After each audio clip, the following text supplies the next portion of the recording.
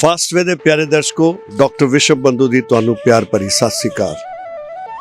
एक बार फिर मैं तुहाडे अगे हाजिर हाँ प्रोग्राम लैके लड़ीवार इतिहासिक अमृतसर। और अज इस लड़ीवार प्रोग्राम दे विच असी तुहानू दुर्गियाना मंदिर दे बारे जानकारी देन जा रहे हैं। दुर्गियाना मंदिर, जिसनू शीतला मंदिर भी कहा जाता है, ये इत्थे दा प्राचीन मंदिर है। अज असी तुहानू दुर्गियाने मंदिर बारे जानकारी देन जा रहे हैं, लेकिन इस तो पहला कि असी मंदिर बारे दसीए, आओ पहले मंदिर शब्द यह किस तरह है और भारत च मंदिरां दी उत्पत्ति किवें हुई, इहदे बारे थोड़ी जी जानकारी लईए। मंदिर संस्कृत का शब्द है जिसका शाब्दिक अर्थ है घर, देवतियां दा घर। मंदिर जिस दे विच देवते दी मूरत स्थापना की जाती सी। भारत विच मंदिर का प्रचलन पढ़न तो आऊं लगता है कि प्राचीन काल तो चलिया आ रहा है, लेकिन नहीं, इसकी उत्पत्ति अज तो 2000 साल पहला हुई। अगर असी देखिए कि भारत च सब तो पुराना स्थापित मंदिर किहड़ा सी, जिस दे खंडरात साडे कोल अज भी मिलते हैं, क्योंकि जिहड़े पुराने मंदिर सी वो इट्टां ते मिट्टी दे बने, जिहड़े वक्त की मार नूं सह ना सके और खत्म हो गए। फिर मध्यकाल आया, जिस वक्त मंदिरां दी उसारी जिहड़ी है वो पत्थर दे नाल कीती जान लगी और जिन्हां दी लाइफ बहुत लंबी सी। वैदिक काल दे विच मंदिरां दे बारे नहीं, यज्ञ के बारे जरूर जानकारी मिलती है अते सैक्रीफाइस, जिन्होंने असी कहने बली देने की प्रथा प्रचलित सी, लेकिन मंदिर बारे नहीं मिलता, क्योंकि उस वक्त कुदरती देवी देवतावां नूं पूजा जाता सी। बाद विच यह देवी देवता इंसानी रूप धारण कर गए और इन्हां दे लई पूजा का काम शुरू होया।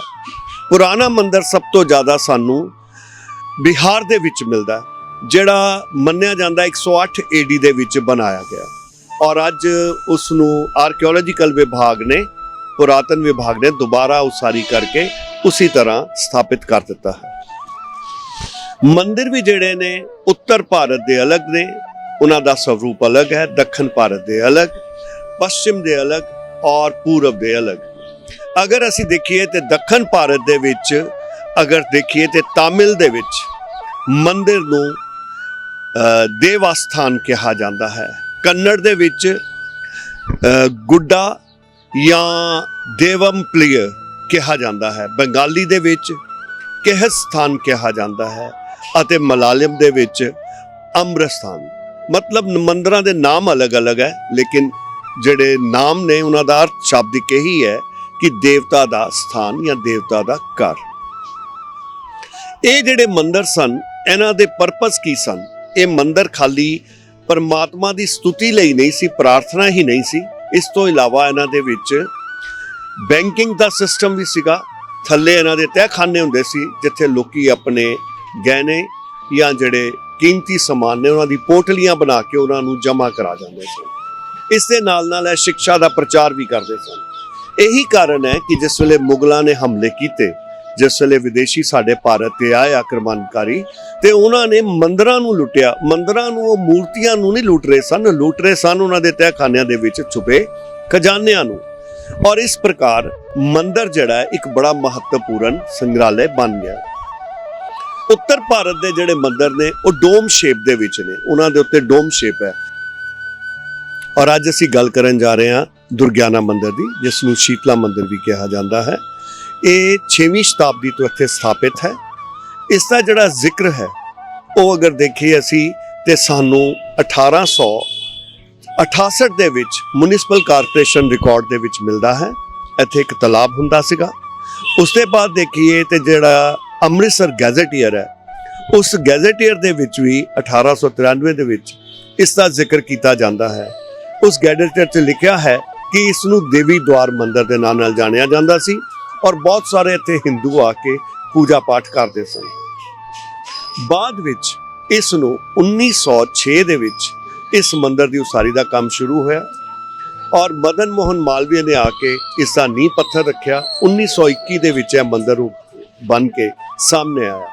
ਇਸ ਮੰਦਿਰ ਨੂੰ 3 ਭਾਗਾਂ ਦੇ ਵਿੱਚ ਵੰਡਿਆ ਜਾ ਸਕਦਾ ਹੈ। ਇੱਕ ਤੇ ਦੁਰਗਿਆਨਾ ਮੰਦਿਰ ਜਿਹੜਾ 19ਵੀਂ ਸ਼ਤਾਬਦੀ 'ਚ ਬਣਿਆ, ਇੱਕ ਜਿਹੜਾ ਦੇਵੀ ਦੁਆਰ ਮੰਦਿਰ ਜਿਹੜਾ ਬਹੁਤ ਪ੍ਰਾਚੀਨ ਹੈ, ਜਿੱਥੇ ਦੁਰਗਾ ਮਾਤਾ ਦੀ, ਜਿਹਦੇ ਕਾਰਨ ਇਹਦਾ ਦੁਰਗਿਆਨਾ ਮੰਦਿਰ ਨਾਂ ਜਾਣਿਆ ਜਾਂਦਾ ਹੈ, ਉਸ ਦੀ ਮੂਰਤ ਹੈ। ਔਰ ਤੀਸਰਾ ਮੰਦਿਰ ਹੈ ਹਨੂਮਾਨ ਦਾ।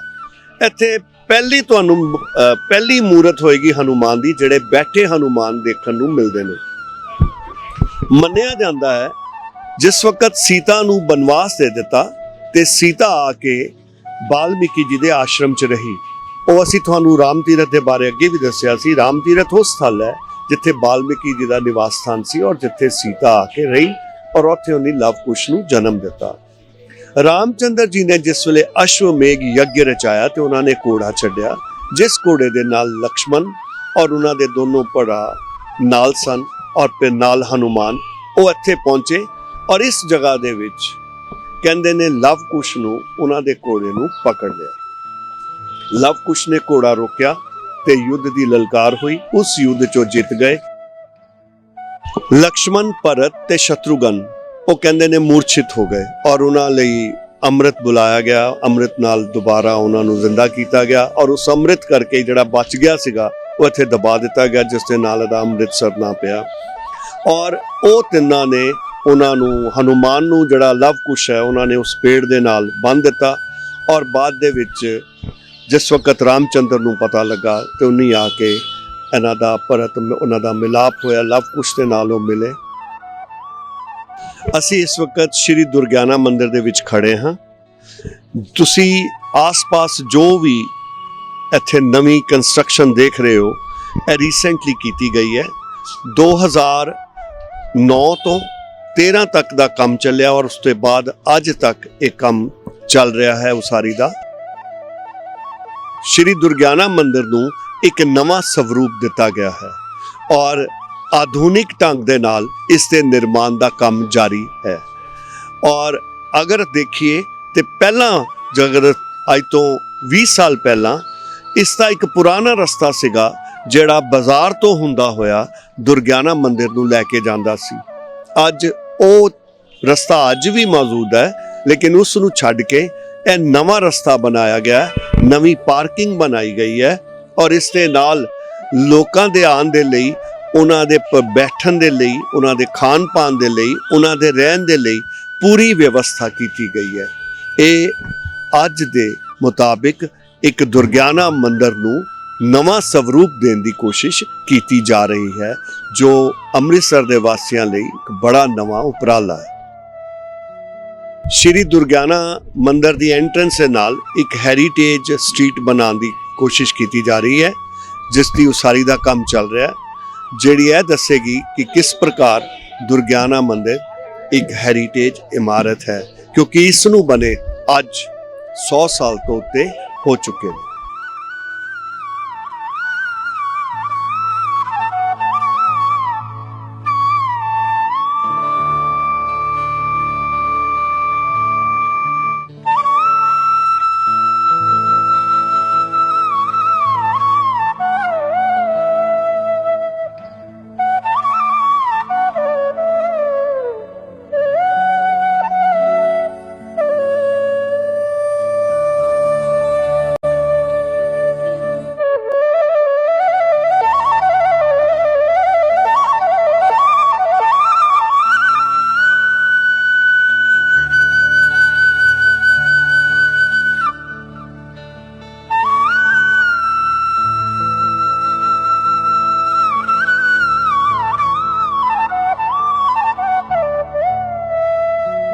ਮੇਰੇ ਪਿੱਛੇ ਸੀਤਲਾ ਮੰਦਿਰ ਪਾਣੀ ਵਿੱਚ ਲਹਿ ਲਹਾਂਦਾ ਤੁਹਾਨੂੰ ਦਿਖਾਈ ਦੇ ਰਿਹਾ ਹੋਵੇਗਾ। ਪੰਡਿਤ ਮਦਨ ਮੋਹਨ ਮਾਲਵੀਆ ਨੇ 1925 ਵਿੱਚ ਕਿਹਾ ਜਾਂਦਾ ਹੈ ਕਿ ਇਸ ਦਾ ਨੀਂਹ ਪੱਥਰ ਰੱਖਿਆ ਔਰ ਇਸ ਨੂੰ ਬਿਲਕੁਲ ਹੂਬਹੂ ਦਰਬਾਰ ਸਾਹਿਬ ਦੀ ਰੂਪ ਰੇਖਾ ਦੇ ਵਾਂਗ ਬਣਾਇਆ ਗਿਆ। ਇਸ ਦਾ ਕਾਰਨ ਇਹ ਮੰਨਿਆ ਜਾਂਦਾ ਹੈ ਕਿ ਦਰਬਾਰ ਸਾਹਿਬ ਦੇ ਵਿੱਚ ਜਿਹੜੀ ਪਰਿਕਰਮਾ ਸੀਗੀ ਉਸ ਦੇ ਵਿੱਚ ਹਿੰਦੂਆਂ ਦੇ ਦੇਵੀ ਦੇਵਤਿਆਂ ਦੀ ਮੂਰਤੀਆਂ ਜਿਹੜੀਆਂ ਸਨ, ਉੱਥੇ ਸਾਧੂ ਤੇ ਮਹੰਤ ਬੈਠ ਕੇ ਉਹਨਾਂ ਦੀ ਪੂਜਾ ਕਰਦੇ ਸਨ। 19ਵੀਂ ਸ਼ਤਾਬਦੀ ਦੇ ਮੱਧ ਦੇ ਵਿੱਚ ਭਾਰਤ ਵਿੱਚ ਹਿੰਦੂਆਂ, ਮੁਸਲਮਾਨਾਂ ਅਤੇ ਸਿੱਖਾਂ ਦੇ ਵਿੱਚ ਆਪਣੇ ਆਪਣੇ ਧਰਮ ਨੂੰ ਲੈ ਕੇ ਉਹਨਾਂ ਨੂੰ ਸੁਧਾਰਨ ਦੇ ਲਈ ਧਾਰਮਿਕ ਸੁਧਾਰਕ ਅੰਦੋਲਨ ਸ਼ੁਰੂ ਹੋਏ, ਜਿਵੇਂ ਬ੍ਰਹਮੋ ਸਮਾਜ, ਆਰੀਆ ਸਮਾਜ, ਸਿੰਘ ਸਭਾ ਲਹਿਰ ਅਤੇ ਮੁਸਲਮਾਨਾਂ ਦੇ ਵਿੱਚ ਇਸ ਪ੍ਰਕਾਰ ਦੀਆਂ ਲਹਿਰਾਂ ਨੇ ਆਪਣੇ ਆਪਣੇ ਧਰਮਾਂ ਨੂੰ ਸੁਧਾਰਨ ਦੀ ਕੋਸ਼ਿਸ਼ ਕੀਤੀ। ਸਿੰਘ ਸਭਾ ਲਹਿਰ ਨੇ ਇਹ ਮਹਿਸੂਸ ਕੀਤਾ ਕਿ ਸਿੱਖ ਧਰਮ ਜਿਹੜਾ ਹੈ ਉਹ ਆਪਣੀ ਹੋਂਦ ਖੋਈ ਜਾ ਰਿਹਾ ਹੈ। ਉਸ ਹੋਂਦ ਨੂੰ ਵਾਪਸ ਲਿਆਉਣ ਦੇ ਲਈ ਉਹਨਾਂ ਨੇ ਬੜੀ ਸਖਤੀ ਦੇ ਨਾਲ ਦਰਬਾਰ ਸਾਹਿਬ ਦੀ ਜਿਹੜੀ ਪੈਰੀਫਰੀ ਸੀ, ਜਿਹੜੀ ਚਾਰ ਦੀਵਾਰੀ ਸੀ ਦਰਬਾਰ ਸਾਹਿਬ ਦੀ, ਜਿਹੜੀ ਪਰਿਕਰਮਾ ਵਾਲਾ ਏਰੀਆ ਹੈ, ਉਸ ਜਗ੍ਹਾ ਦੇ ਵਿੱਚ ਹਿੰਦੂ ਦੇਵੀ ਦੇਵਤਿਆਂ ਦੀ ਪੂਜਾ ਕੀਤੀ ਜਾਂਦੀ ਸੀ, ਕਿਉਂਕਿ ਉੱਥੇ ਬਹੁਤ ਸਾਰੇ ਉਦਾਸੀ ਮਹੰਤ ਸਾਧੂ ਸੰਤ ਆ ਕੇ ਬੈਠ ਜਾਂਦੇ ਸਨ ਔਰ ਆਪਣੇ ਦੇਵੀ ਦੇਵਤਿਆਂ ਨੂੰ ਵਿਰਾਜਮਾਨ ਕਰਕੇ ਤੇ ਉਹਨਾਂ ਦੀ ਪੂਜਾ ਕਰਦੇ ਸੀ। ਸਿੱਖ ਧਰਮ 'ਚ ਇਹ ਗੱਲ ਬਿਲਕੁਲ ਨਿਸ਼ੇਧ ਹੈ। ਉਹਨਾਂ ਨੇ ਉਹਨਾਂ ਨੂੰ ਉੱਥੋਂ ਕੱਢਣ ਦਾ ਯਤਨ ਕੀਤਾ। ਜਿਸ ਵਕਤ ਉਹ ਪਿਆਰ ਨਾਲ ਨਾ ਮੰਨੇ ਤੇ ਉਹਨਾਂ ਨੇ ਮਤਾ ਪਾਸ ਕਰਕੇ, SGPC ਨੇ, ਸ਼੍ਰੀ ਗੁਰਦੁਆਰਾ ਪ੍ਰਬੰਧਕ ਕਮੇਟੀ ਨੇ ਮਤਾ ਪਾਸ ਕਰਕੇ ਹਿੰਦੂਆਂ ਦੇ ਸਾਰੇ ਜਿਹੜੇ ਮਹੰਤ ਔਰ ਸਾਧੂ ਸੰਤ ਸੀ ਇਹਨਾਂ ਨੂੰ ਬਾਹਰ ਕੱਢ ਦਿੱਤਾ। ਜਿਸ ਵਕਤ ਉਹਨਾਂ ਨੂੰ ਕੱਢਿਆ ਗਿਆ ਤੇ ਹਿੰਦੂਆਂ ਨੇ ਉਸ ਦੇ ਪ੍ਰਤੀ ਰੋਸ਼ ਪ੍ਰਗਟ ਕੀਤਾ ਔਰ ਉਸ ਦਾ ਨਤੀਜਾ ਇਹ ਹੋਇਆ ਕਿ ਗੁਰੂ ਹਰਸਹਾਏ ਮਲ ਨੇ ਉਸ ਵਕਤ ਇੱਕ ਯਤਨ ਕੀਤਾ ਔਰ ਪ੍ਰਣ ਲਿਆ ਕਿ ਉਹ ਉਸੇ ਤਰ੍ਹਾਂ ਇੱਕ ਮੰਦਿਰ ਬਣਾਉਣਗੇ, ਜਿਹੜੇ ਹਰ ਮੰਦਿਰ ਦੀ ਬਿਲਕੁਲ ਹੂਬਹੂ ਕਾਪੀ ਹੋਏਗੀ, ਜਿਸ ਵਿੱਚ ਉਹ ਜਿਹੜੀਆਂ ਮੂਰਤੀਆਂ ਕੱਢੀਆਂ ਗਈਆਂ ਨੇ ਉਸ ਨੂੰ ਸਥਾਪਿਤ ਕਰਨਗੇ। ਔਰ ਇਸ ਪ੍ਰਕਾਰ ਇਹ ਸੀਤਲਾ ਮੰਦਿਰ ਇਸ ਜਗ੍ਹਾ ਤੇ ਸਥਾਪਿਤ ਕੀਤਾ ਗਿਆ। ਇਸ ਦੀ ਜਿਹੜੀ ਏਰੀਆ ਹੈ ਪਰਿਕਰਮਾ ਦਾ 520 ਫੁੱਟ ਅਤੇ ਚੌੜਾਈ ਜਿਹੜੀ ਹੈ 430 ਫੁੱਟ ਹੈ। ਇਸ ਦੇ ਵਿਚਕਾਰ ਜਿਹੜੀ ਪੂਲ ਦੀ ਗਹਿਰਾਈ ਹੈ ਉਹ 20 ਫੁੱਟ ਹੈ ਔਰ ਇਸ ਦੇ ਵਿਚਕਾਰ ਉਹਨਾਂ ਨੇ ਸਵਰਨ ਮੰਦਿਰ ਦੀ ਤਰ੍ਹਾਂ ਇੱਥੇ ਵੀ ਇੱਕ ਮੰਦਿਰ ਦਾ ਨਿਰਮਾਣ ਕੀਤਾ ਜੋ ਹੂਬਹੂ ਉਸ ਦੀ ਕਾਪੀ ਸੀ। ਔਰ ਇਸ 'ਚ ਕੋਈ ਅੱਛੀ ਮਾੜੀ ਗੱਲ ਨਹੀਂ ਹੈ, ਇਸ ਕੋਈ ਬੁਰੀ ਗੱਲ ਨਹੀਂ ਹੈ, ਕਿਉਂਕਿ ਕਿਸੇ ਚੰਗੀ ਚੀਜ਼ ਨੂੰ ਕਾਪੀ ਕਰ ਲੈਣਾ ਬਹੁਤ ਹੀ ਅੱਛੀ ਗੱਲ ਹੈ। ਔਰ ਦਰਬਾਰ ਸਾਹਿਬ ਦੇ ਨਾਲ ਮਿਲਦਾ ਜੁਲਦਾ ਰੂਪ ਜਿਹੜਾ ਹੈ, ਕਿਉਂਕਿ ਉਹ ਹਰੀ ਮੰਦਿਰ ਸੀ, ਇਹ ਵੀ ਹਰੀ ਮੰਦਿਰ ਹੈ ਔਰ ਇਸ ਦਾ ਰੂਪ ਪ੍ਰਗਟ ਕੀਤਾ ਗਿਆ। ਮੈਂ ਇਸ ਵਕਤ ਗੁਰਸਹਾਏ ਮਲ ਜੀ ਕਪੂਰ, ਜੋ ਕਿ ਲక్ష్ਮੀ ਨਾਰਾਇਣ ਮੰਦਿਰ ਦੇ ਸੰਸਥਾਪਕ ਸਨ, ਉਹਨਾਂ ਦੀ ਮੂਰਤੀ ਦੇ ਸਾਹਮਣੇ ਖੜਾ ਹਾਂ। ਇਹ ਮੂਰਤੀ ਬਿਲਕੁਲ ਲక్ష్ਮੀ ਨਾਰਾਇਣ ਦੇ ਮੁੱਖ ਦਵਾਰ ਦੇ ਸਾਹਮਣੇ ਲਗਾਈ ਗਈ ਹੈ ਔਰ ਹੱਥ ਜੋੜ ਕੇ ਬੈਠੇ ਹੋਏ ਲక్ష్ਮੀ ਨਾਰਾਇਣ ਨੂੰ ਹਰ ਵਕਤ ਮੱਥਾ ਟੇਕ ਰਹੇ ਨੇ। ਲక్ష్ਮੀ ਨਾਰਾਇਣ ਮੰਦਿਰ ਦੇ ਵਿੱਚ ਜਿਸ ਵਕਤ ਅਸੀਂ ਐਂਟਰੀ ਕਰਦੇ ਹਾਂ, ਇੱਕ ਪਾਸੇ ਗਣੇਸ਼ ਤੇ ਦੂਸਰੇ ਪਾਸੇ ਦੁਰਗਾ ਦੀ ਮੂਰਤ ਹੈ, ਇਹ ਦੀਵਾਰ ਦੇ ਉੱਤੇ ਹੀ ਲਗਾਈ ਗਈ ਹੈ। ਇਸ ਦੇ ਬਾਅਦ ਜਿਸ ਵਕਤ ਅਸੀਂ ਲక్ష్ਮੀ ਨਾਰਾਇਣ ਮੰਦਿਰ ਮੇਨ ਦੇ ਵਿੱਚ ਐਂਟਰ ਕਰਦੇ ਹਾਂ ਤੇ ਸਭ ਤੋਂ ਪਹਿਲੇ ਰਾਮ ਦਰਬਾਰ ਦੇਖਣ ਨੂੰ ਮਿਲਦਾ ਹੈ। ਸ਼੍ਰੀ ਰਾਮਚੰਦਰ ਜੀ, ਸੀਤਾ, ਲక్ష్ਮਣ, ਭਰਤ, ਸ਼ਤਰੁਘਨ ਅਤੇ ਹਨੂਮਾਨ ਵਿਰਾਜਮਾਨ ਨੇ। ਮੱਧ ਵਿੱਚ ਸ਼੍ਰੀ ਲక్ష్ਮੀ ਨਾਰਾਇਣ ਅਤੇ ਲక్ష్ਮੀ ਦੀ ਮੂਰਤ ਸਥਾਪਿਤ ਹੈ ਔਰ ਉਸ ਦੇ ਬਾਅਦ ਆਖਿਰ ਦੇ ਵਿੱਚ ਕ੍ਰਿਸ਼ਨ, ਰਾਧਾ ਅਤੇ ਗੋਵਰਧਨ, ਇਹ ਤਿੰਨਾਂ ਦੀ ਮੂਰਤ ਵਿਰਾਜਮਾਨ ਹੈ। ਇਹ ਲక్ష్ਮੀ ਨਾਰਾਇਣ ਮੰਦਿਰ ਲక్ష్ਮੀ ਨਾਰਾਇਣ ਦੀ ਮੁੱਖ ਮੂਰਤ ਦੇ ਕਾਰਨ ਜਾਣਿਆ ਜਾਂਦਾ ਹੈ। ਵੈਸੇ ਇਹ ਸਾਰਾ ਕੈਂਪਸ ਦੁਰਗਿਆਨਾ ਤੀਰਥ ਸਥਾਨ ਦੇ ਨਾਮ ਨਾਲ ਜਾਣਿਆ ਜਾਂਦਾ ਹੈ, ਜੋ ਕਿ ਇਸ ਦਾ ਪ੍ਰਾਚੀਨ ਨਾਮ ਹੈ।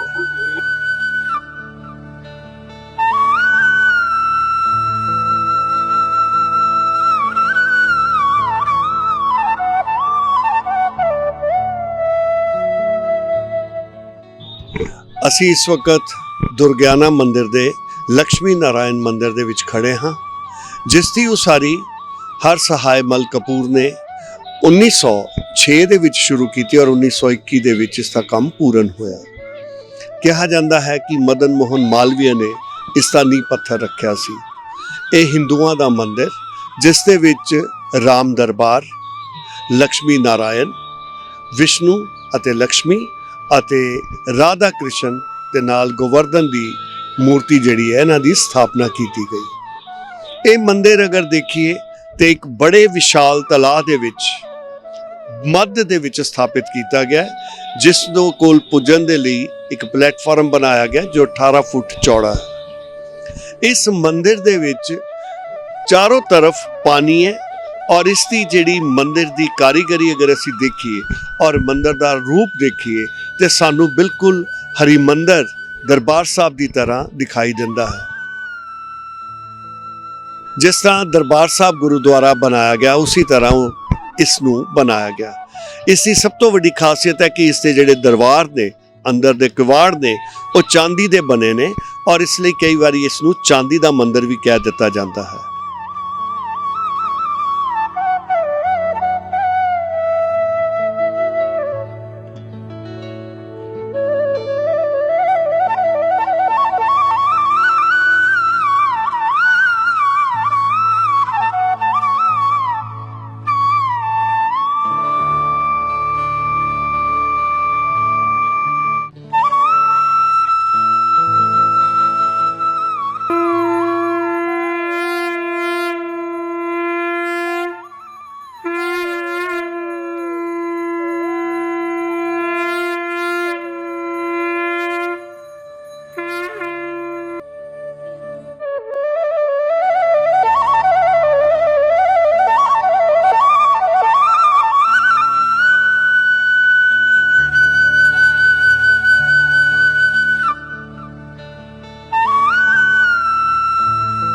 ਅਸੀਂ ਇਸ ਵਕਤ ਦੁਰਗਿਆਨਾ ਮੰਦਿਰ ਦੇ ਲక్ష్ਮੀ ਨਾਰਾਇਣ ਮੰਦਿਰ ਦੇ ਵਿੱਚ ਖੜੇ ਹਾਂ।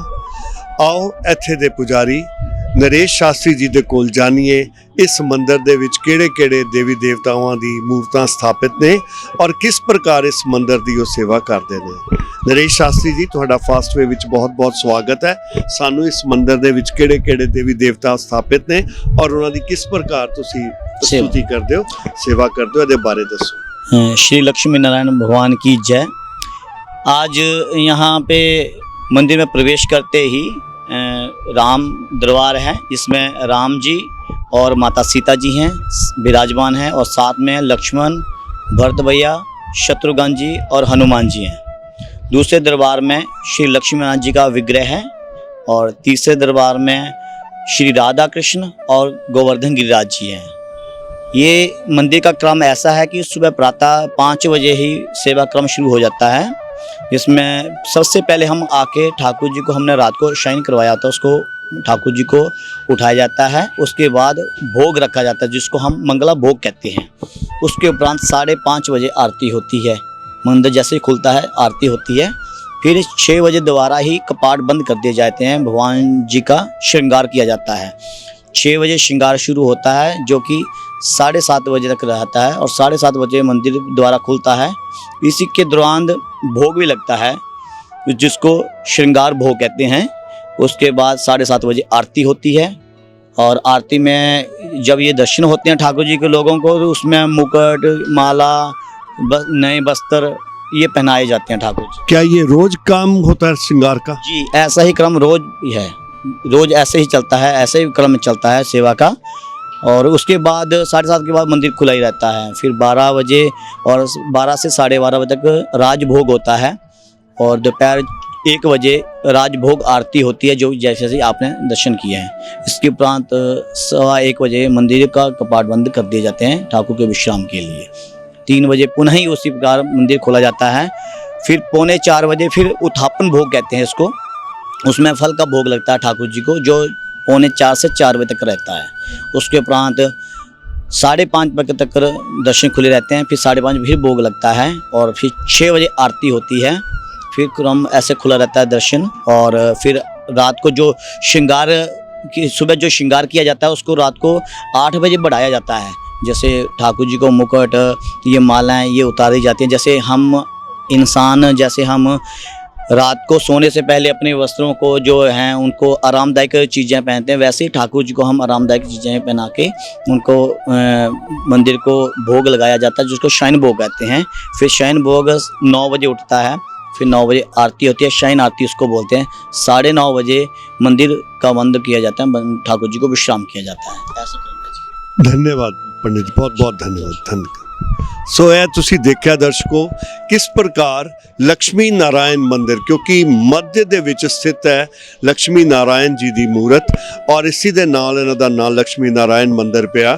ਕਿਸ ਪ੍ਰਕਾਰ ਇਸ ਦੀ ਸਵੇਰ ਦੇ ਵਕਤ ਪ੍ਰਾਰਥਨਾ, ਫਿਰ ਉਹਨਾਂ ਦਾ ਭੋਗ, ਔਰ ਫਿਰ ਦੁਪਹਿਰ ਦੇ ਵਕਤ ਇੱਕ ਕ੍ਰਮ ਹੈ ਜਿਹੜਾ ਹਿੰਦੂ ਧਰਮ ਦੇ ਸਨਾਤਨ ਧਰਮ ਦੇ ਅਨੁਸਾਰ ਕਰਾਇਆ ਜਾਂਦਾ ਹੈ। ਔਰ ਇਹੀ ਇੱਥੇ ਦੀ ਇੱਕ ਪ੍ਰਤੀਕਿਰਿਆ ਹੈ ਜਿਹੜੀ ਰੋਜ਼ ਇਸ ਨੂੰ ਬਿਨਾਂ ਨਾਗਾ ਇਸੇ ਤਰ੍ਹਾਂ ਅਪਣਾਇਆ ਜਾਂਦਾ ਹੈ ਔਰ ਇਸ ਨੂੰ ਚਲਾਇਆ ਜਾਂਦਾ ਹੈ।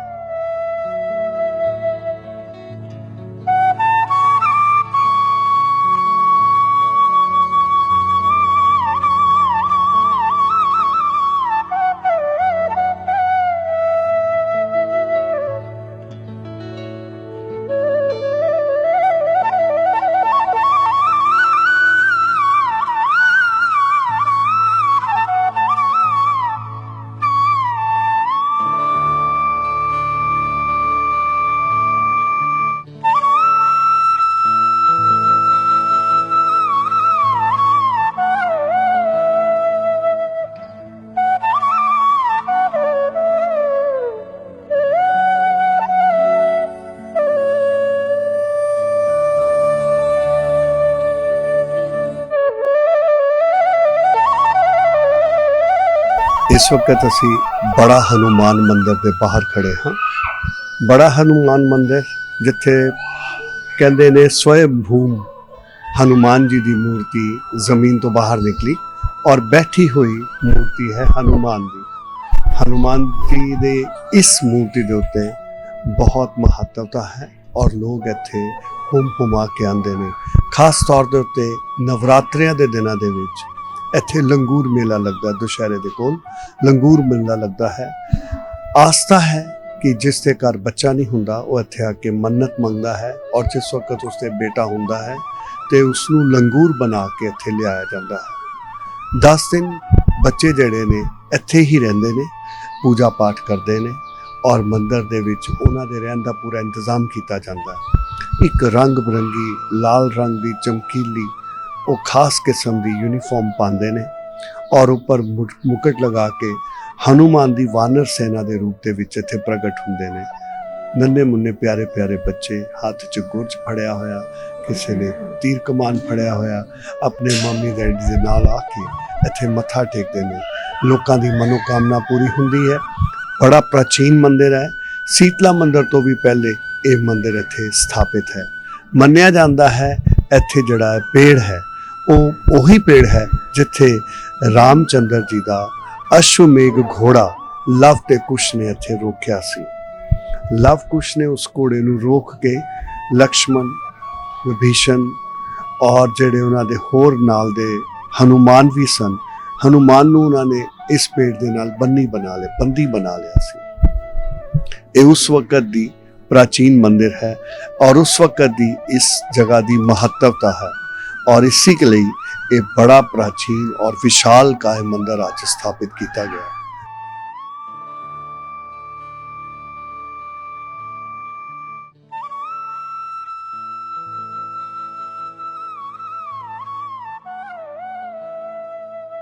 असी सत्यनारायण भगवान दे मंदिर दे सामने खड़े हाँ, जो लक्ष्मी नारायण मंदिर की परिक्रमा दे विच स्थित है।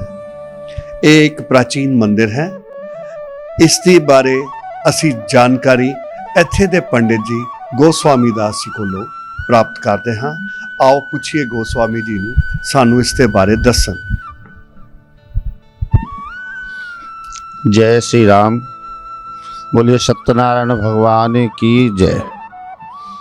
भगवान सत्यनारायण और लक्ष्मी नारायण दोनों एक ही स्वरूप में विराजमान हैं।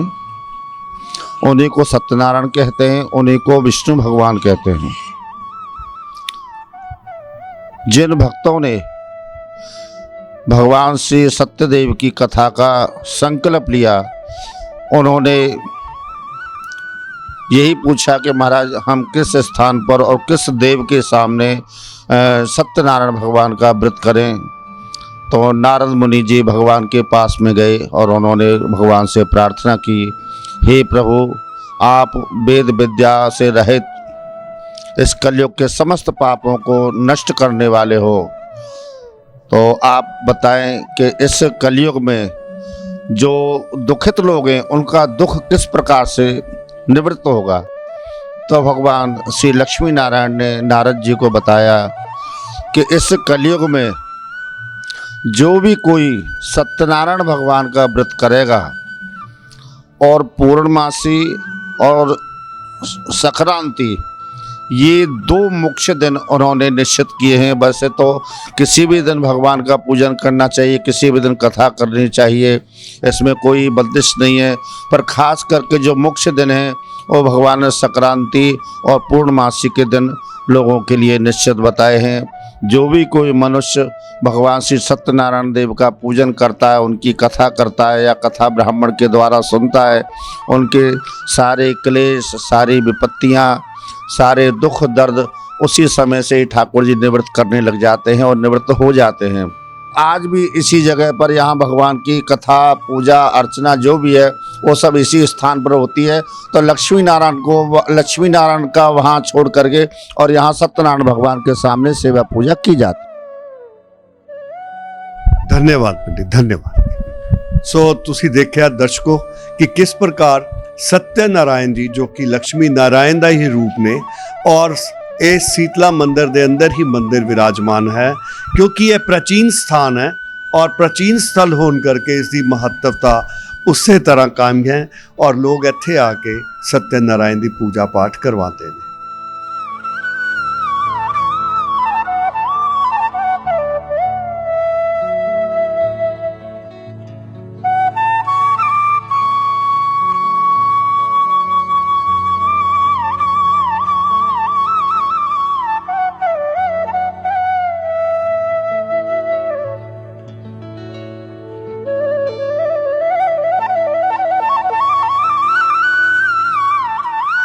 ਅਸੀਂ ਇਸ ਵਕਤ ਤੁਲਸੀਦਾਸ ਗੋਸਵਾਮੀ ਜੀ ਜਿਨ੍ਹਾਂ ਨੇ ਰਮਾਇਣ ਦੀ ਰਚਨਾ ਕੀਤੀ ਉਹਨਾਂ ਦੇ ਮੰਦਿਰ ਦੇ ਅੱਗੇ ਖੜੇ ਹਾਂ। ਇਹ ਮੰਦਿਰ ਜਿਸ ਤਰ੍ਹਾਂ ਪਹਿਲੇ ਅਸੀਂ ਤੁਹਾਨੂੰ ਸਤਿਨਾਰਾਇਣ ਜੀ ਦਾ ਮੰਦਿਰ ਦਿਖਾਇਆ, ਉਹ ਵੀ ਪਰਿਕਰਮਾ ਦੇ ਸਾਈਡ ਦੇ ਪਾਸੇ ਸਥਿਤ ਸੀ। ਉਸੇ ਤਰ੍ਹਾਂ ਗੋਸਵਾਮੀ ਤੁਲਸੀਦਾਸ ਜੀ ਦਾ ਮੰਦਿਰ ਇਸ ਪਰਿਕਰਮਾ ਦੇ ਵਿੱਚ ਸਥਿਤ ਹੈ। आओ इत्थे दे पंडित जी कोल इस दे बारे जानकारी प्राप्त करिए।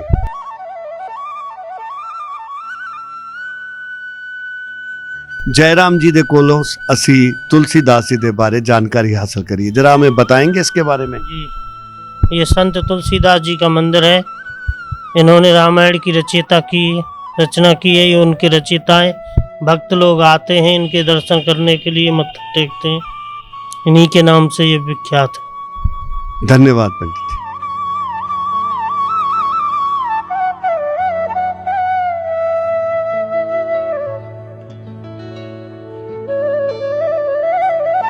ਅਸੀਂ ਇਸ ਵਕਤ ਲక్ష్ਮੀ ਨਾਰਾਇਣ ਮੰਦਿਰ ਦੇ ਪਰਿਕਰਮਾ ਦੇ ਆਖਰੀ ਪੜਾਅ ਦੇ ਵਿੱਚ ਹੈਗੇ ਆ।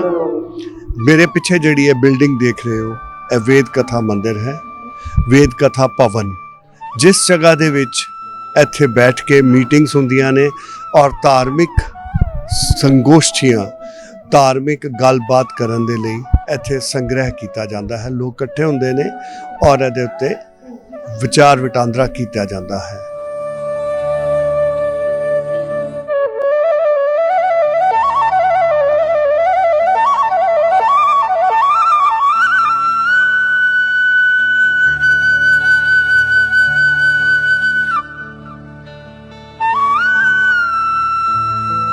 ਅਸੀਂ ਇਸ ਵਕਤ ਦੁਰਗਿਆਨਾ ਮੰਦਿਰ ਦੇ ਅਜਾਇਬ ਘਰ ਵਿੱਚ ਖੜੇ ਹਾਂ, ਜਿਸ ਦੀ ਹੁਣੀ ਨਵ ਨਿਰਮਾਣ ਕੀਤਾ ਗਿਆ ਹੈ। ਇਸ ਦਾ ਮੁੱਖ ਉਦੇਸ਼ ਇਹ ਹੈ ਕਿ ਇਸ ਵਿੱਚ ਭਾਰਤ ਦੇ ਨਾਲ ਖਾਸ ਤੌਰ ਤੇ ਪੰਜਾਬ ਨਾਲ ਜੁੜੇ ਹਰ ਇਤਿਹਾਸਿਕ ਤੱਥ ਨੂੰ ਲੈ ਕੇ ਦਰਸਾਉਣ ਦੀ ਕੋਸ਼ਿਸ਼ ਕੀਤੀ ਗਈ ਹੈ। ਇੰਡਸ ਵੈਲੀ ਦਾ ਜ਼ਿਕਰ ਕਰਦੇ ਹੋਏ 5 ਨਦੀਆਂ ਨਾਲ ਭਾਰਤ ਦੇ ਪੰਜਾਬ ਦਾ ਨਾਮ ਪੈਣ ਵਾਲਾ 5 ਨਦੀਆਂ ਵਾਲਾ ਦੇਸ਼, 5 ਨਦੀਆਂ ਵਾਲਾ ਅੱਜ ਸ਼ਹਿਰ ਰਹਿ ਗਿਆ। ਇਸ ਤਰ੍ਹਾਂ ਨੂੰ ਦਰਸਾਉਂਦੇ ਹੋਏ ਕਿਸ ਤਰ੍ਹਾਂ ਦੂਸਰੇ ਭਾਰਤ ਦੇ ਉੱਤੇ ਹਮਲਾਵਰ ਆਏ ਔਰ ਉਹਨਾਂ ਨੇ ਕਿਸ ਤਰ੍ਹਾਂ ਦੇ ਤੇ ਕਬਜ਼ਾ ਕੀਤਾ, ਕਿਸ ਪ੍ਰਕਾਰ ਮੁਗਲਸ ਆਏ, ਉਹਨਾਂ ਨੇ ਭਾਰਤੀਆਂ ਤੇ ਕਿਸ ਤਰ੍ਹਾਂ ਐਟਰੋਸਿਟੀਜ਼ ਕੀਤੀਆਂ, ਉਹਨਾਂ ਨੇ ਕਿਸ ਤਰ੍ਹਾਂ ਕਤਲੇਆਮ ਕੀਤੇ, ਔਰ ਭਾਰਤ ਦੇ ਵਿੱਚ ਖਾਸ ਤੌਰ ਤੇ ਪੰਜਾਬ ਤੋਂ ਕਿਹੜੇ-ਕਿਹੜੇ ਨੇਤਾ ਉੱਭਰ ਕੇ ਅੱਗੇ ਆਏ, ਭਾਵੇਂ ਉਹ ਪੰਜਾਬ ਦੇ ਸਨ, ਭਾਵੇਂ ਉਹ ਭਾਰਤ ਦੇ, ਜਿਨ੍ਹਾਂ ਨੇ ਦੇਸ਼ ਦੀ ਆਜ਼ਾਦੀ ਦੇ ਵਿੱਚ ਹਿੱਸਾ ਪਾਇਆ। ਉਹਨਾਂ ਦੇ ਨਾਂ ਮਦਨ ਮੋਹਨ ਮਾਲਵੀय, ਲਾਲਾ ਲਾਜਪਤ ਰਾਏ, ਮਦਨ ਲਾਲ ਢੀਂਗਰਾ, ਸ਼ਹੀਦ ਊਧਮ ਸਿੰਘ ਜੀ, ਭਗਤ ਸਿੰਘ ਜੀ। ਇਸ ਤੋਂ ਇਲਾਵਾ ਜਿਹੜੇ ਧਾਰਮਿਕ ਨੇਤਾ ਸਨ, ਜਿਹੜੇ ਰਾਜਨੀਤੀ ਦੇ ਵਿੱਚ ਚਲੇ ਗਏ ਔਰ ਉਹਨਾਂ ਨੇ ਆਪਣਾ ਯੋਗਦਾਨ ਕੀਤਾ, ਉਹਨਾਂ ਦੇ ਨਾਮ ਸ਼ਰਧਾ ਨਾਮ ਫਲੋਰੀ ਹੋ ਗਏ। ਇਸ ਤੋਂ ਇਲਾਵਾ ਜਿਹੜੇ ਸਾਧੂ ਸੰਤ ਸਨ, ਜਿਸ ਤਰ੍ਹਾਂ ਕੂਕਾਸ, ਨਿਰੰਕਾਰੀਜ਼, ਹਰ ਇੱਕ ਦੀ ਜਿਹੜੀ ਤਸਵੀਰ ਔਰ ਉਸ ਦੇ ਕਿਰਦਾਰ ਦੇ ਬਾਰੇ ਥੋੜ੍ਹੀ ਬਹੁਤੀ ਜਾਣਕਾਰੀ ਇਸ ਮਿਊਜ਼ੀਅਮ ਵਿੱਚ ਦੇਣ ਦੀ ਕੋਸ਼ਿਸ਼ ਕੀਤੀ ਗਈ ਹੈ। ਔਰ ਸਭ ਤੋਂ ਮਜ਼ੇਦਾਰ ਗੱਲ, ਤਕਸ਼ਿਲਾ ਯੂਨੀਵਰਸਿਟੀ ਜਿਹੜੀ ਭਾਰਤ ਦੀ ਸਭ ਤੋਂ ਪਹਿਲੀ ਪ੍ਰਾਚੀਨ ਯੂਨੀਵਰਸਿਟੀ ਸੀਗੀ, ਉਸ ਦੇ ਬਾਰੇ ਵੀ ਇਸ ਦਾ ਜ਼ਿਕਰ ਮਿਲਦਾ ਹੈ। ਪਾਣਨੀ ਗ੍ਰਾਮੇਰੀਅਨ ਜਿਹੜਾ ਸਾਡਾ ਹੋਇਆ, ਚਾਣਕਯ ਜਿਹੜੇ ਅਰਥ ਸ਼ਾਸਤਰੀ ਹੋਏ ਜਿਨ੍ਹਾਂ ਨੇ ਤਕਸ਼ਿਲਾ ਯੂਨੀਵਰਸਿਟੀ ਚੋਂ ਸਿੱਖਿਆ ਗ੍ਰਹਿਣ ਕੀਤੀ, ਇਹਨਾਂ ਦੇ ਬਾਰੇ ਵੀ ਜਾਣਕਾਰੀ ਅਸੀਂ ਇੱਥੇ ਪ੍ਰਾਪਤ ਕਰ ਸਕਦੇ ਹਾਂ।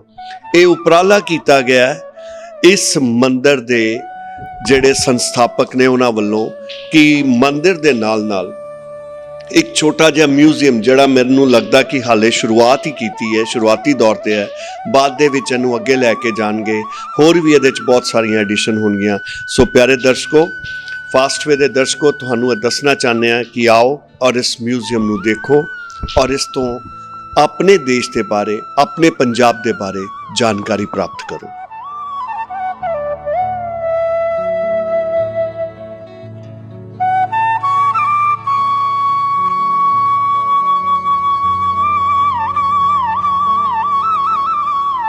ਫਾਸਟਵੇ ਦੇ ਪਿਆਰੇ ਦਰਸ਼ਕੋ, ਇਸ ਵਕਤ ਸਾਡੇ ਨਾਲ ਨੇ ਦੁਰਗਿਆਨਾ ਕਮੇਟੀ ਦੇ ਪ੍ਰਧਾਨ ਸ਼੍ਰੀ ਰਮੇਸ਼ ਜੀ ਐਡਵੋਕੇਟ, ਜੋ ਅੱਜ ਮੈਂ 50 ਸਾਲ ਦੇ ਬਾਅਦ ਦੁਰਗਿਆਨਾ ਟੈਂਪਲ ਦੀ ਕਾਇਆ ਕਲਪ ਦੇਖ ਰਿਹਾ ਹਾਂ। ਇਹ ਸਾਰਾ ਕੰਮ ਇਹਨਾਂ ਦੀ ਦੇਖ-ਰੇਖ ਔਰ ਇਹਨਾਂ ਦੀ ਟੀਮ ਦੇ ਨਾਲ ਕੀਤਾ ਗਿਆ। ਇਹ ਉਹੀਓ ਦੁਰਗਿਆਨਾ ਮੰਦਿਰ ਹੈ ਜਿਸ ਦੇ ਵਿੱਚ ਬੜੀ ਅਸਤ-ਵਿਅਸਤ ਵਿਵਸਥਾ ਦੇ ਵਿੱਚ ਜਿਹੜੀ ਚਾਰੋਂ ਤਰਫ ਦੁਕਾਨਾਂ ਔਰ ਇੰਨਾ ਕੁਛ ਹੁੰਦਾ ਸੀ, ਕਹਿੰਦੇ ਨੇ ਘੱਟੋ ਘੱਟ 55 ਯੂਨਿਟ ਇਹਨਾਂ ਨੇ ਖਾਲੀ ਕਰਵਾਏ ਨੇ ਔਰ ਦੁਰਗਿਆਨਾ ਮੰਦਿਰ ਨੂੰ ਇੱਕ ਨਵਾਂ ਰੂਪ ਦੇਣ ਦੀ ਕੋਸ਼ਿਸ਼ ਕੀਤੀ ਗਈ ਹੈ।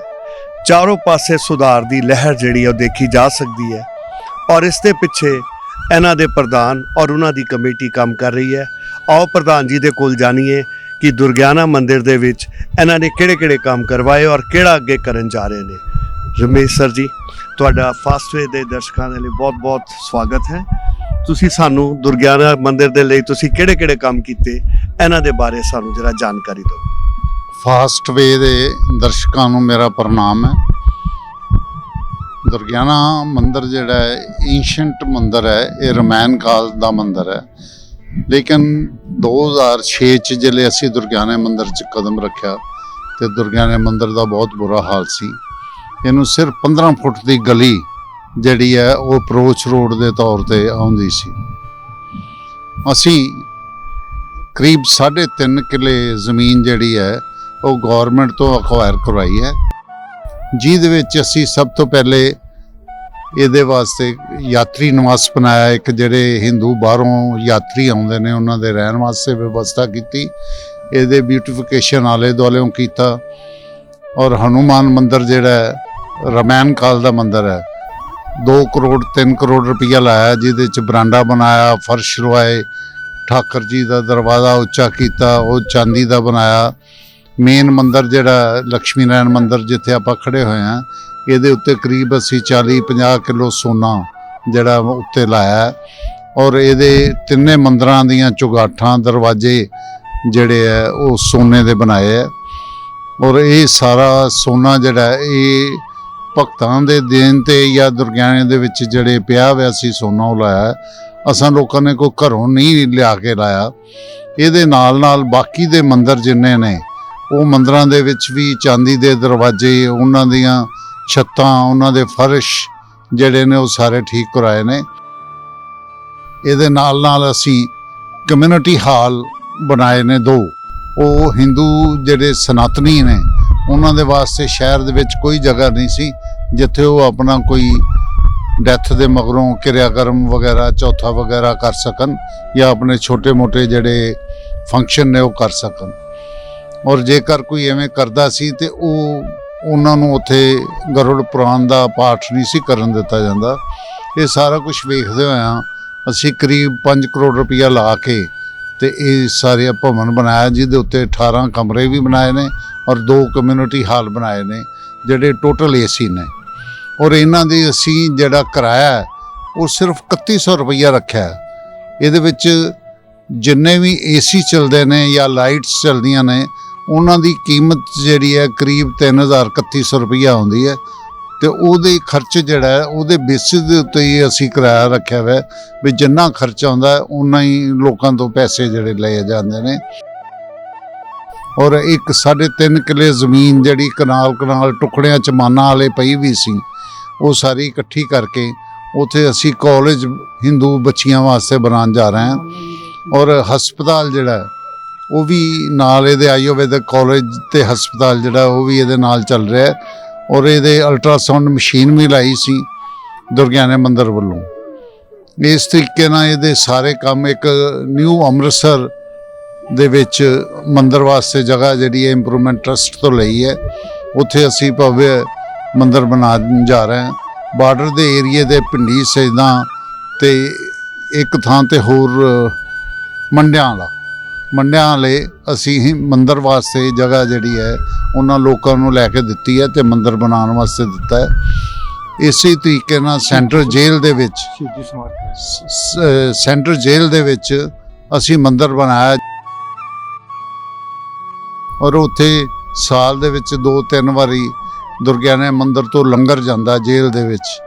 ਜਿਹੜੇ ਹਿੰਦੂ ਸਜ਼ਾ ਯਾਫਤਾ ਜਾਂ ਅੰਡਰ ਟਰਾਇਲ ਕੈਦੀ ਸੀ ਉਹ ਸਾਰਿਆਂ ਦੇ ਆਬਜੈਕਸ਼ਨ ਸੀ ਵੀ ਹਿੰਦੂਆਂ ਦੀ ਇੱਥੇ ਹੋਂਦ ਨਹੀਂ ਹੈਗੀ। ਉਹ ਸਾਰਿਆਂ ਦੇ ਵਿਚਾਰਾਂ ਨੂੰ ਮੱਦੇ ਨਜ਼ਰ ਰੱਖਦੇ ਹੋਏ ਇਹ ਉੱਥੇ ਮੰਦਿਰ ਬਣਾਇਆ ਤੇ ਉੱਥੇ ਲੰਗਰ ਚੱਲਦਾ। ਇੱਕ ਜਿਹੜੇ ਹਿੰਦੂ ਧਰਮ ਨੂੰ ਬਚਾਉਂਦਿਆਂ ਹੋਇਆਂ ਜਿਨ੍ਹਾਂ ਨੇ ਸ਼ਹੀਦੀਆਂ ਪ੍ਰਾਪਤ ਕੀਤੀਆਂ, ਭਾਵੇਂ ਉਹ ਗੁਰੂ ਗੋਬਿੰਦ ਸਿੰਘ ਸੀ, ਭਾਵੇਂ ਉਹ ਤੇਗ ਬਹਾਦਰ ਜੀ ਸੀ, ਭਾਵੇਂ ਬੰਦਾ ਬਹਾਦਰ ਸੀ, ਭਾਵੇਂ ਮਤੀ ਦਾਸ ਜੀ ਸੀ, ਸਤੀ ਦਾਸ ਜੀ ਸੀ, ਇਹ ਸਾਰੇ ਜਿਹੜੇ ਨੇ ਉਹਨਾਂ ਸਾਰਿਆਂ ਦਾ ਅਸੀਂ ਇੱਕ ਮਿਊਜ਼ੀਅਮ ਬਣਾਇਆ ਹੈ। ਇਸੇ ਤਰੀਕੇ ਨਾਲ ਜਿਹੜੇ ਅਸੀਂ ਆਏ ਸੀ ਤੇ ਜਿਹੜੇ ਸ਼ਮਸ਼ਾਨ ਘਾਟ ਹੈ ਉਹਦੇ ਵਿੱਚ ਕ੍ਰਿਮੇਸ਼ਨ ਦੇ ਟਾਈਮ, ਮੀਂਹ ਦੇ ਟਾਈਮ ਤੇ ਕ੍ਰਿਮੇਸ਼ਨ ਕਰਨਾ ਔਖਾ ਹੁੰਦਾ ਸੀ।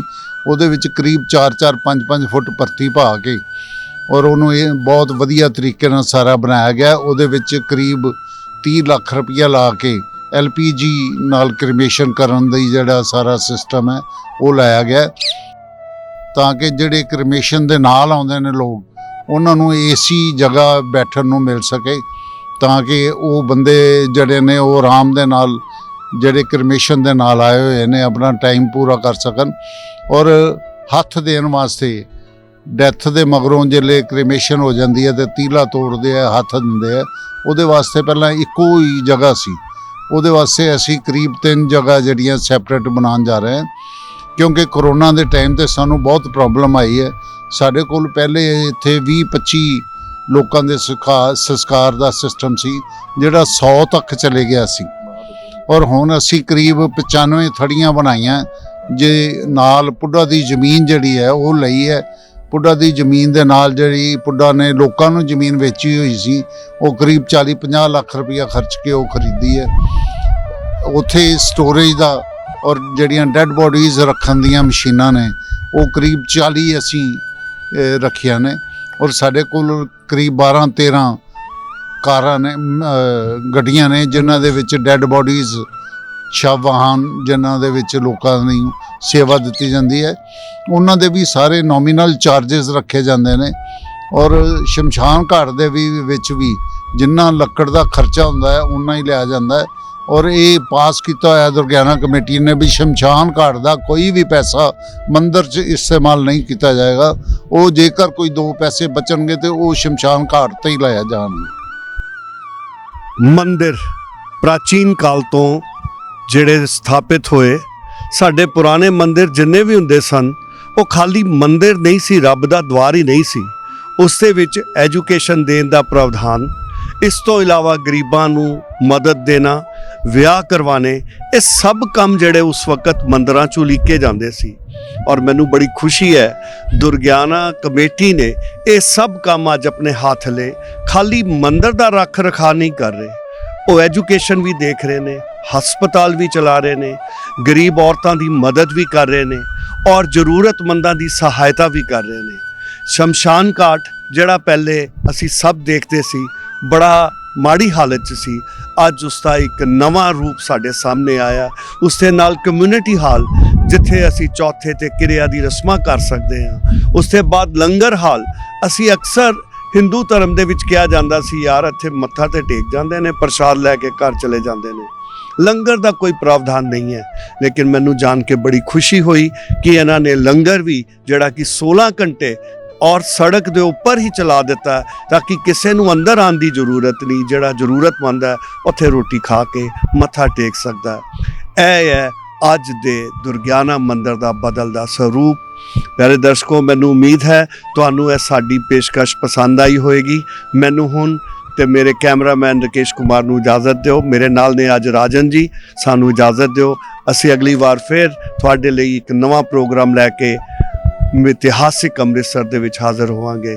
ਬਹੁਤ ਬਹੁਤ ਧੰਨਵਾਦ। ਸਤਿ ਸ੍ਰੀ ਅਕਾਲ।